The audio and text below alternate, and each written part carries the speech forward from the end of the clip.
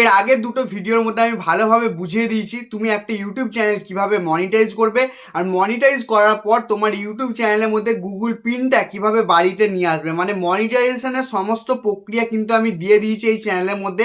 সেই ভিডিওগুলো না দেখলে দেখে নিতে পারো। তো আজকের ভিডিওটা হচ্ছে শর্টস ভিডিও যারা বানায় তাদের জন্য। অনেক সবাই আমাকে কমেন্ট করছে যে ইউটিউবের মধ্যে শর্টস ভিডিওর মধ্যে আমাদের কিন্তু 2000 1000 করে ভিউজ আসার পরে ভিউজ পুরোপুরি থেমে যাচ্ছে, তারপরে আর ভিউ হচ্ছে না। এবার সেই জিনিসটার উপায়টা আমাকে বলে দাও। এবার তার জন্য আমি কি করতে পারি, তার জন্য আমি তোমাকে অনেক ভালো ভালো কয়েকটা পয়েন্ট আমি বলতে পারি। কিসের জন্য বলতে পারি, কারণ তুমি দেখতে পাচ্ছ আমার কাছে একটা ইউটিউব শর্টস চ্যানেল আছে, যে শর্টস চ্যানেলটার মধ্যে 26,000 প্লাস সাবস্ক্রাইবার। হ্যাঁ, 26,000 প্লাস সাবস্ক্রাইবার শর্টস চ্যানেলটার মধ্যে।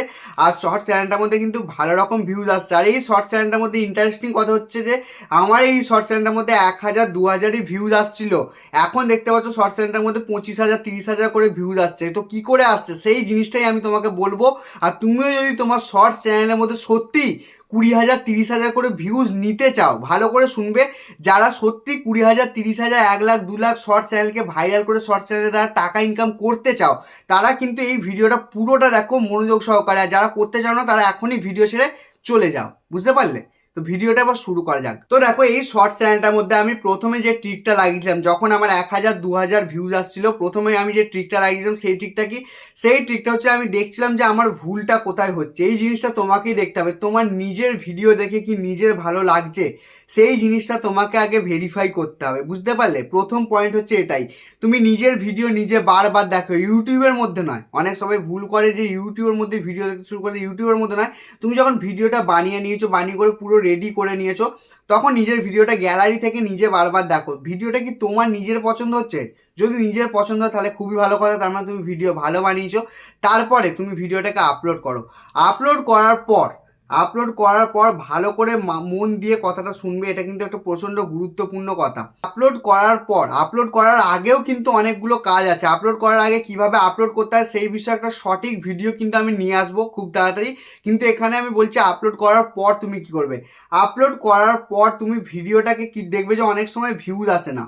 সেই সময় যখন ভিউজ আসে না তখন অনেক সময় কি করে, সেই ভিডিওটাকে ডিলিট করে দেয়। ডিলিট করে দেওয়ার পর সেই ভিডিওটাকে আবার ইউটিউবের মধ্যে আপলোড করে দেয়। এবার এই জিনিসটা করতে থাকলে কী হবে, তোমার চ্যানেলটা পুরোপুরি ডাউন হয়ে যাবে। আর ডাউন হয়ে গেলে তোমার চ্যানেলের মধ্যে কোনোদিনও ভিউজ আসবে না। এই জিনিসটাও তোমাকে করা বন্ধ করে দিতে হবে। তোমাকে আপলোড করার পর 24 ঘন্টা ভিডিওটাকে সময় দিতে হবে, দেখতে হবে 24 ঘন্টার মধ্যে ভিডিওটার মধ্যে ভিউজ আসছে কি আসছে না। যখন দেখবে যে 24 ঘন্টার মধ্যে ভিউজ আসছে না, তখন তুমি কি করবে, আবার একটা নতুন ভিডিওর দিকে কাজ শুরু করবে। ওই ভিডিওটাকে ডিলিট করবে না।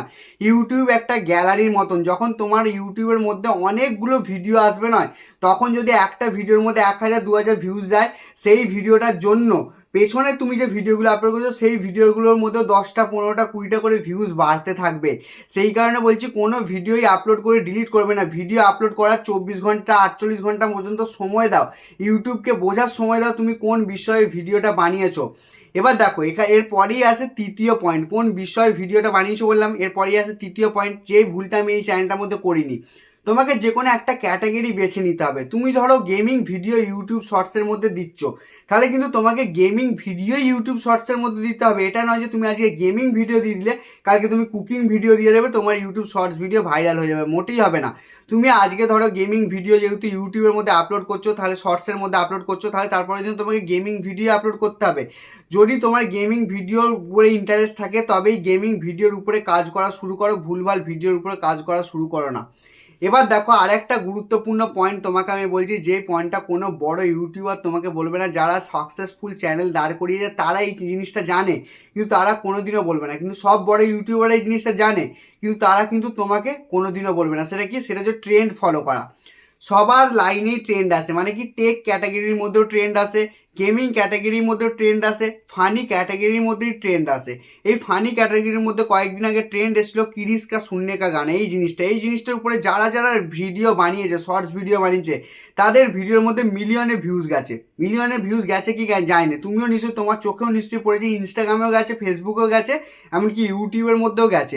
তোমাকে কিন্তু ট্রেন্ড ফলো করতে হবে। তোমার ক্যাটাগরির মধ্যে যে ট্রেন্ড চলছে, মানে যে জিনিসটা চলছে সেই জিনিসটা তোমাকে ফলো করতে হবে। সেরকম ধরনের বুদ্ধি লাগিয়ে কন্টেন্ট বানাতে হবে, ভিডিও বানাতে হবে, বানিয়ে আপলোড করতে হবে, তবেই কিন্তু তোমার শর্টস ভিডিও ভাইরাল হবে। আর শর্টস ভিডিওর মধ্যে তোমাকে ভাইরাল হবে কি হবে না সেটা তুমি আরেকটা জিনিস দেখে বুঝতে পারবে।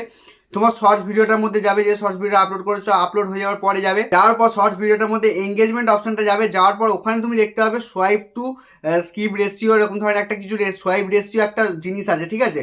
ওই যে সোয়াইপ রেশিওটা যদি তোমার বেশি হয়, মানে স্কিপ রেশিওটা যদি বেশি হয়ে যায়, ধরো তোমার স্কিপ রেশিও হয়ে গেছে 27% আর মানে দর্শক দেখছে 72%, মানে দর্শক স্কিপ করে দিচ্ছে 77% আর দেখছে শুধুমাত্র এরকম 13% মতন, তার মানে জানবে তোমার ইউটিউবের মধ্যে শর্টসের মধ্যে তোমার ভিডিও ভালো হচ্ছে না, দর্শকদের পছন্দ হচ্ছে না। এমন ধরনের ভিডিও বানাও যেন তোমার দর্শকরা দেখে 80% আর স্কিপ করে 20%, তবেই কিন্তু তোমার শর্টস ভিডিও ভাইরাল হবে, নাহলে কিন্তু ভাইরাল হবে না। এই কথাটা মাথায় রাখো। এর পরের দিন আমি শর্টস আপলোড করে কীভাবে সেই বিষয়ে ভিডিও নিয়ে আসবো, সেই কারণে বলছি চ্যানেলটাকে সাবস্ক্রাইব করো আর ভিডিওটাকে লাইক করো আর বন্ধুদের সঙ্গে শেয়ার করে দাও।